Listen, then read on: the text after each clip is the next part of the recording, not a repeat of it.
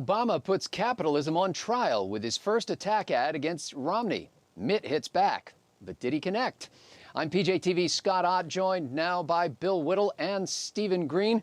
Well, man, Obama takes a page from the Gingrich and Perry campaigns, trying to turn Romney's touted job creation image into a vulture capitalist caricature. Bain Capital was the majority owner. They were responsible. Mitt Romney was deeply involved in the influence that he exercised over these companies. They made as much money off it as they could, and they closed it down. They filed for bankruptcy without any concern for the families or the communities. It was like a vampire. He came in and sucked the life out of us.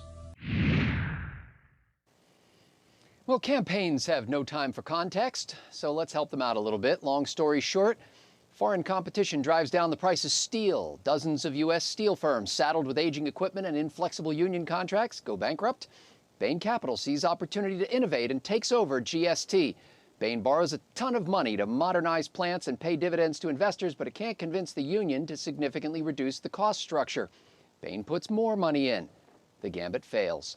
Bain sells the plant to a firm which 2 years later shutters it, 2 years after Mitt Romney left to run the Olympics. Really? Stephen Green, setting aside the facts for a moment, didn't you feel terrible about what Mitt Romney did to those old guys at the factory?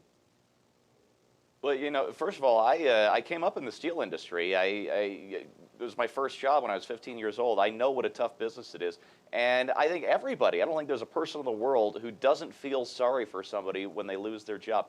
But remember that we have unemployment insurance. We have all kinds of retraining programs to help people like that get back on their feet.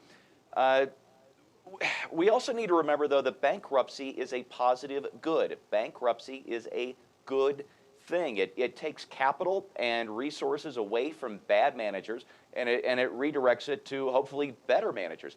This is how we increase wealth, by making profits. It's not a bad word. Just yesterday, I think it was Light Squared filed for bankruptcy, another green energy firm that got millions, billions in subsidies from Washington.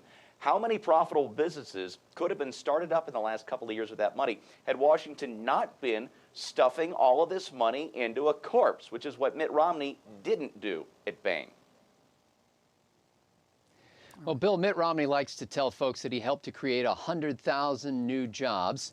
He opened the door by saying that. I mean, why shouldn't Obama walk through it to illustrate the savage inequalities of Romney's brand of American capitalism? Well, look, if you make 100,000 new jobs somewhere, and look, I just have to go back to what Steve said. This business about a plant closed, therefore Mitt Romney's an evil vampire, by the way, sucks the blood out of it.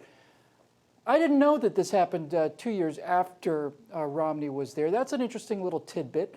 I happen to think that this is going to once again blow up in the face of this mendacious man who managed to get himself elected president of the United States and is using every single underhanded Chicago brand style of politics he can possibly muster. And it tells me something else too.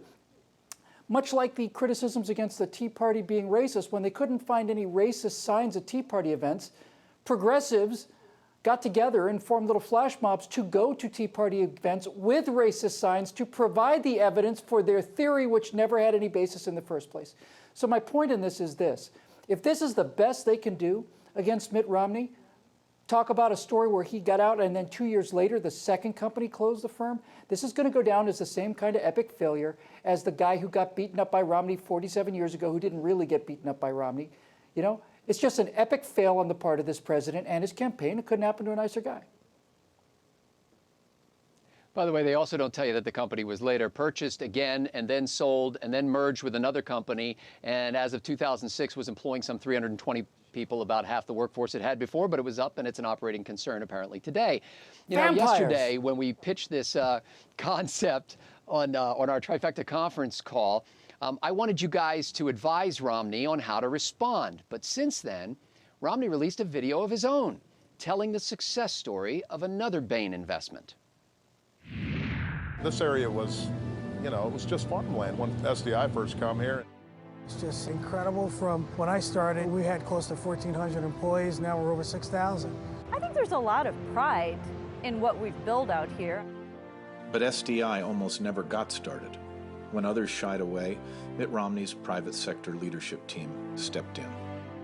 Building a dream with over 6,000 employees today. If it wasn't for a company like Steel Dynamic, this county wouldn't have a lot.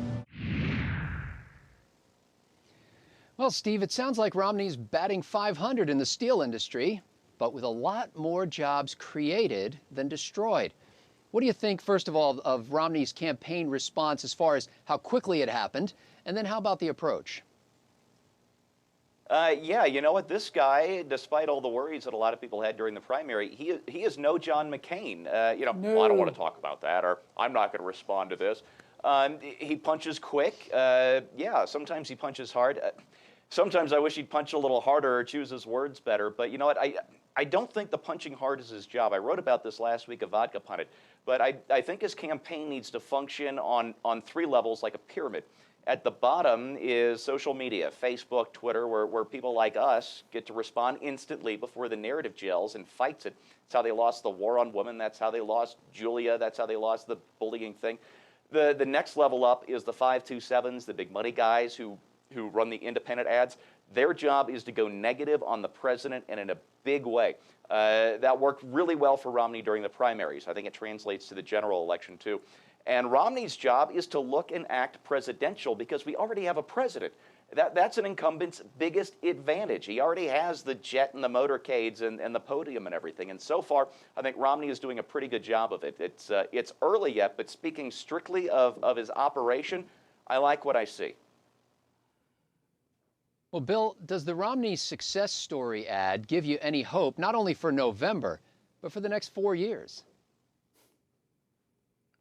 I wish somebody in that video, in that pro-Romney video, had just stood there. A couple guys in the hard hats had stood there, standing there. Mitt Romney and his Bain company came in, and they were like vampires. They bit us and they gave us eternal life. It's like, of course, it's a brilliant response. And I'll tell you something else. Any story or any kind of a campaign ad that talks about jobs being created today has much more leverage over the American psyche than an ad that talks about jobs being closed today. Because Barack Obama, unfortunately for him, no longer gets to be the guy from nowhere with no record and all the records are sealed. His record for the last 3 years are not sealed, unfortunately, for the president.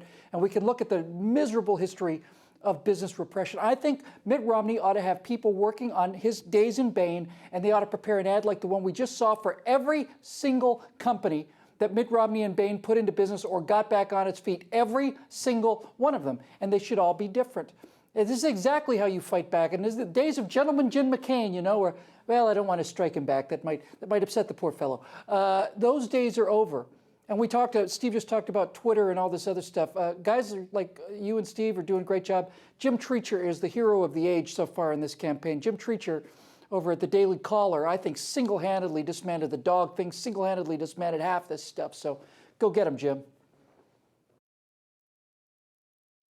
Well, I've got a slightly different perspective than Bill on this, because I think Romney should embrace the Obama attack, but not by claiming to create jobs, but by boldly showing how Obama's cronies in the big unions crippled the auto industry, crippled the steel industry, and now they control the government. Unfortunately, the government won't go bankrupt. You will. I wish Mitt Romney were a vulture capitalist who would come in and clean house and sell off assets. Vultures are God's janitors. They provide a valuable service, purging the land of rotten, stinking things, and we need them now more than ever. For Bill, Steve, and the entire Trifecta crew at PJTV.com, I'm Scott Ott.